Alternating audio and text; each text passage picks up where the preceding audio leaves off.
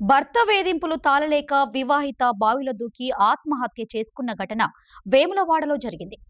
పోలీసులు కుటుంబ సభ్యులు తెలిపిన వివరాల ప్రకారం వేములవాడకు చెందిన మేన పల్లవికి శివ అనే వ్యక్తితో 4 ఏళ్ల క్రితం వివాహమైంది.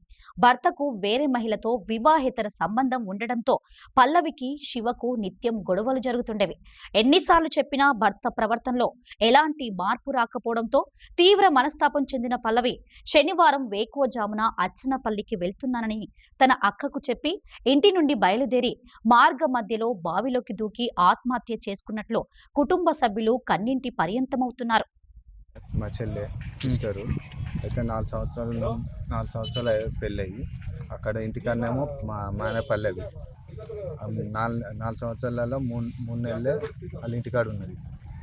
3 నెలల్లో కొట్టుడు తిట్టుడు అయితే మన ఇంటికి వచ్చింది. ఏంటిది ఏమైందని అంటే మా చెల్లెనే తెలుసుకుంది. ఆయనకి వేరే ఎఫ్ఐఆర్ ఉంది, ఇంటి ముంగటనే ఎఫ్ఐఆర్ ఉంది.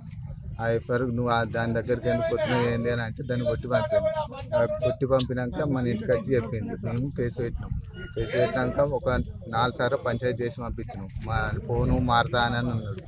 అయినా కూడా మళ్ళీ పోయినాక దీన్ని కొట్టుడు చేసుడు మళ్ళా బెదిరించుడు, నువ్వు మీ వాళ్ళకి చెప్పాలి, నీ సంగతి చెప్తా, నేను చంపే పారెత్తా అని చెప్పిండు వాడు.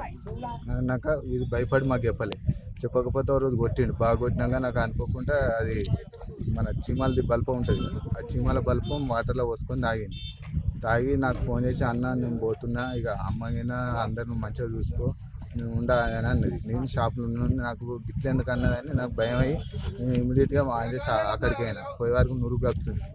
ఆ మనిషి ఆడు చూసి కూడా చూడనట్టుగా బయటకు వెళ్ళిపోయింది. వచ్చి మళ్ళీ హాస్పిటల్ జాయిన్ చేసినాక వాళ్ళ ఇంట్లో కిరాయి ఉండేటోడు దేవాయ అనేటోడు ఆనే మేము కేసు వాపసు తీసుకొని మేము దోలుకొచ్చుకున్నాం, మన బాండ్ పేపర్ మీద రాసుకొని ఏం వెళ్ళి కాకుండా మంచిగా చూసుకునే తగ్గ బాధ్యత నాది అని చెప్పిండు. అయిపోయినా కేసు పెట్టకూర అన్నాడు. అయినా కానీ ఏదో పిటిషన్ అని ఇవ్వాలని పిటిషన్ ఇచ్చే వరకు ఇక మాడు అవసరం లేదంటుండు, విడాకులు ఇస్తాడంటే ఏమైనా చేసుకోవాలని దేవయ్య అన్నాడు.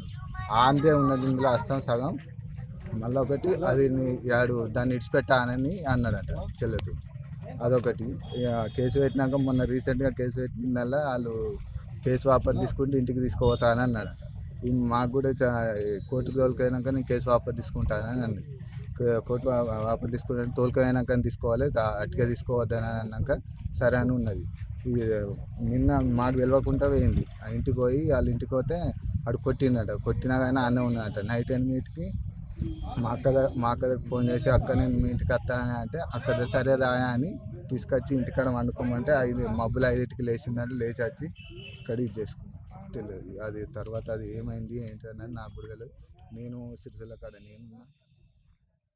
విషయం తెలుసుకున్న పోలీసులు సంఘటన స్థలానికి చేరుకుని బావిలో ఉన్న మృతదేహాన్ని రెస్క్యూ టీం సహాయంతో బయటికి తీశారు. పోస్టుమార్టం నిమిత్తం మృతదేహాన్ని వేములవాడ ప్రభుత్వ హాస్పిటల్కు తరలించారు.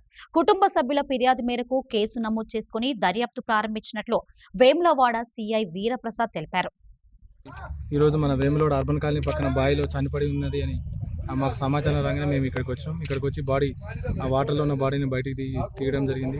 ఈ మేన పల్లవికి శివ అనే వ్యక్తితో 4-5 ఇయర్స్ బ్యాక్ మ్యారేజ్ అయిందని తెలుస్తుంది. ఈరోజు ఉదయం వాళ్ళ అక్క మాధవి ఇంటి దగ్గర ఉండి వాళ్ళ భర్త దగ్గర పోతున్నా అని చెప్పి వచ్చి ఇక్కడ బావిలో దూకి ఆత్మహత్య చేసుకున్నట్టుగా తెలుస్తున్నది. ఇప్పుడు ప్రాథమికంగా ఈ కేసు నమోదు చేసి దర్యాప్తు చేస్తాం.